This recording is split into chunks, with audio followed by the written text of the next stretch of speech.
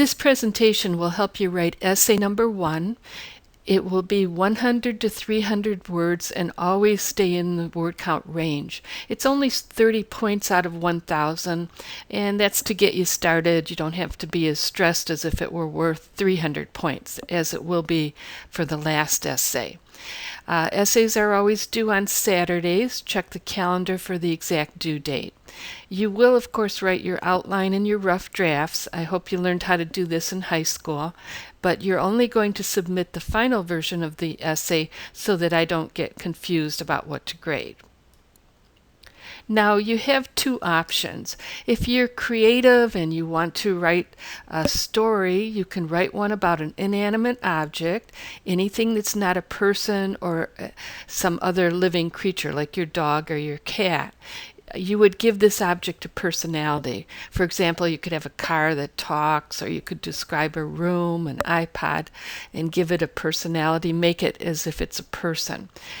You will be better off to choose an object that's really special to you. And I give you some examples, like the engagement ring.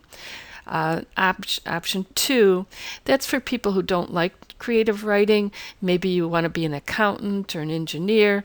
You're going to write in a more objective style. You'll simply describe the object in a detailed manner so that the reader can easily see that object, picture it. And don't forget, you can use sight and sound and taste and smell, whatever works for the particular object. Now, the most important thing to do is never copy ideas from another source in this class. We're not using any sources because you learn about that in English 1190 and English 1220, the next writing class. I will put all the assignments through Turnitin.com, and with a few clicks, that will tell me whether you've plagiarized, and it'll take me right to the source. Now, the most frequent reason why people fail in my course is, other than just not doing the work and turning it in, is that they just don't follow instructions and they copy ideas. You have to give credit, and we're not learning how to do that until the second writing class. So no looking at those websites, nothing like that. You are writing for an audience, so remember to keep your point of view consistent. First person, second person, or third person pronouns can be used for this assignment, but you should use them logically and consistently. It is a college-educated audience, but you can be serious, whimsical, humorous. This is more of a fun assignment. It's not going to be as serious as the other four. You will want to choose your words carefully. Normally, we're going to use very formal words, but for this assignment, it can be more informal. You could describe the automobile as a car that talks to the readers, and if you did that, you might want to use you and your. In other assignments, though, you'll manually use the third-person pronouns like he, she, it, they. You'll be focusing more on the objects and the concepts and not the way you and the reader feel emotionally about those concepts. We're going to be working on that later. You will, of course, use correct grammar and spelling, and be sure to proofread carefully. You do need to paragraph effectively. You'll need at least 2 paragraphs. You have to include a topic sentence. That's the sentence that says what the main point, the central idea is in the paragraph. And then you'll follow up with supporting details. When you change to a different topic, you'll start a new paragraph.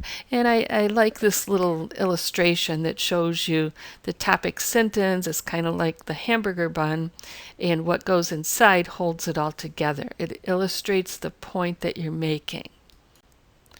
Now with this structure, the narration, you have to have 2 paragraphs, and there should be a logical example, a logical connection. So I give you a couple examples. If you're doing a car, 1 paragraph on the exterior, 1 on the interior. Your backyard landscaping, maybe 1 paragraph on a vegetable garden and another on the flowers. A baby crib could be the crib itself and then what goes inside the crib.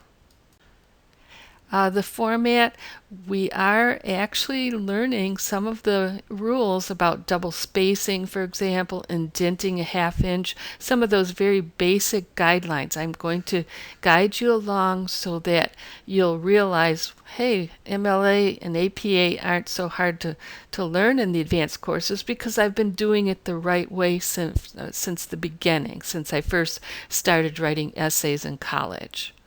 So if I seem to be, particular about that, I have a reason for doing that. And of course, you'll probably have questions. You can call the number on the syllabus anytime, any day between 9 a.m. and 8 p.m. is fine. No text, please. We need to use the email. I have a smartphone, so I'll be able to read everything you're writing. And the email address is brinderl@macomb.edu. That goes to my Droid, and I get a notification almost immediately. Whereas if you use the Angel Course Mail, I check that very often through the day, including weekends, but it won't be quite as quick.